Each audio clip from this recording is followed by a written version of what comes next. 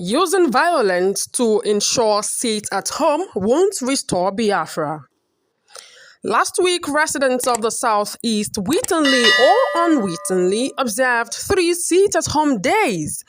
The level of voluntarism notwithstanding, the truth is that the habit of locking down the Southeast unilaterally for any reason has become a scourge on the greater majority of the people. The indigenous people of Biafra IPOB was formed to pursue self-determination and, by implication, the restoration of the independent state of Biafra from areas geographically located around the eastern region of Nigeria. For nearly a decade, the secessionist group has managed to make itself a factor in the Nigerian polity such that it can no longer be taken for granted. Unfazed by the challenges posed by the Nigerian state, whose sovereignty and territorial integrity is being tested, IPOB has continued to push its narrative while also introducing different interventions from time to time. One aspect of the IPOB's modus operandi that has attracted severe criticism is the illegal imposition of a weekly sit-at-home order throughout the Southeast. This mode of protest, which was first test-run by its detained leader Nnamdi Kanu, has become a household tactic today by the group to send their message to the Nigerian state. Today, the sit-at-home phenomenon has metamorphosed into a culture, driving its roots deeper into the normal lives of every inhabitant of the Southeast region. The IPOB leadership announced in August last year that they would begin a weekly Monday sit-in to force the federal government to release their leader, who was arrested in June 2021. Although the group shortly afterwards went on to suspend the order, life in the Southeast has not remained the same again since then. It is pertinent to note that ever since then, during the lockdowns, usually every Monday, businesses, offices, banks, markets, and other essential services are compelled to remain closed. Urban streets, interstate highways, and sometimes schools are usually deserted or face severe consequences. On those days, the zone is filled with an eerie silence that feels like a state of war that hasn't been declared. Sadly, between the enforcement of supposed IPOB wishes and involvement in petty crimes, the dividing line is often thin and frequently breached. On the part of the security agencies, enforcement of citizens' rights to free movement gets dangerously entangled with curbing potentially treasonous escapades that often arise.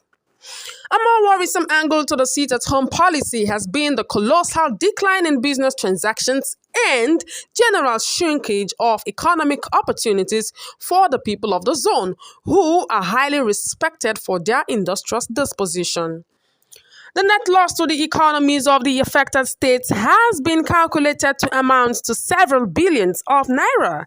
The extensive economic hemorrhage is multiplied by the fact that most citizens in the Southeast actually operate in the informal sector as traders, shop owners, artisans, craftsmen, industrialists, wholesalers, and retailers of a motley of merchandise who would only count their losses at the end of each episode. It is true that shutting down the economic space and closing schools in the entire zone may have been IPOB's most effective way of popularizing its grievances over the last few years, but the big question remains, at what cost? People who complied on the sit-at-home lockdown days did so not necessarily in willing obedience to IPOB and its separatist argument, but rather out of fear for their lives and the safety of their property from rough enforcers, violent vigilantes, and plain thugs. To compel the citizenry to go about their normal legitimate undertakings, the security forces often come into violent confrontation with these armed miscreants at the end of the day, which still has the common man to affect at the end of the day. The obvious decline in the gross domestic product (GDP) of the Southeast because of the unwise weekly lockdowns is a direct challenge to the political control of the zone by its 5 governors.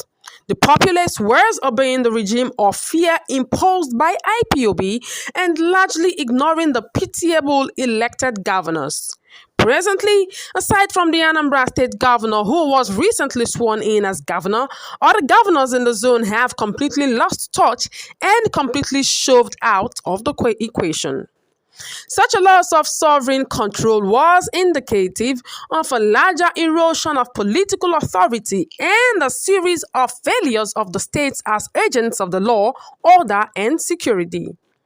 To a large extent, therefore, the IPOB sit-at-home order has become a matter of national security. It had started to create a psychology of war and desolate exclusion in the zone, to the embarrassment of the federal government. But it was up to the political leaders in the affected states to get the communities to stop the bad lockdowns. In the final analysis, it is time for IPOB to rethink its strategies. The people who violently go about killing and destroying people's sources of livelihood should be made to have a rethink. Employing the use of violence to force people to stay in their houses will not restore Biafra. The truth remains that any seat at home in the states of the Southeast, South-South, Southwest, Northeast, North Central, or Northwest has no effect on a president like Buhari.